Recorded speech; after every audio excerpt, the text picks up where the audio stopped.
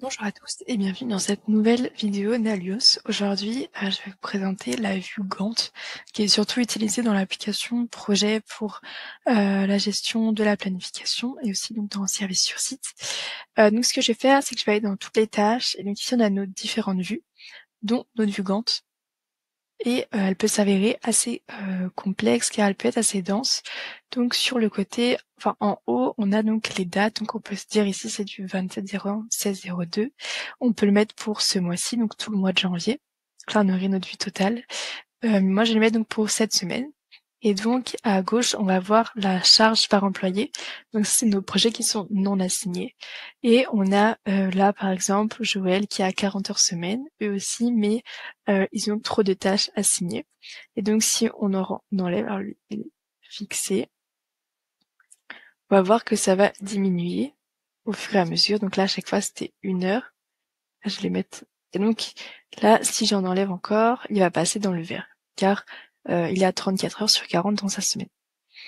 Ici, c'est le nombre, donc là il a écrit 9, c'est le nombre de tâches qu'il y a donc dans cette journée au total.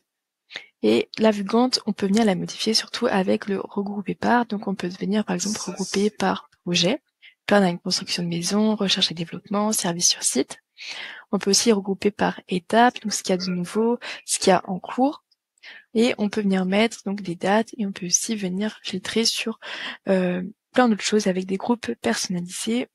Donc par exemple le titre de la tâche, c'est aussi une possibilité. Et on peut mettre par exemple projet et assigner. Donc là on va voir que dans construction maison il y a Marc qui a assigné. Et donc ça permet aussi d'assigner aux bonnes personnes selon par exemple leurs préférences ou sur quoi ils travaillent. Donc ça c'est une possibilité. Et avec Studio, on peut aussi venir faire quelques modifications avec ce qu'il y a donc sur la gauche. Donc là, on va avoir les champs de date de début et les champs de date de fin, ce qui va nous mettre les petits traits rouges et rouge et vert exactement.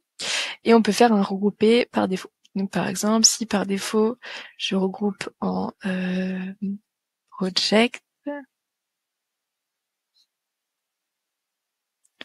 dès que je vais aller sur ma vue Gantt, donc là je vais partir, je vais me remettre dessus, je vais être regroupé donc par projet, juste ici.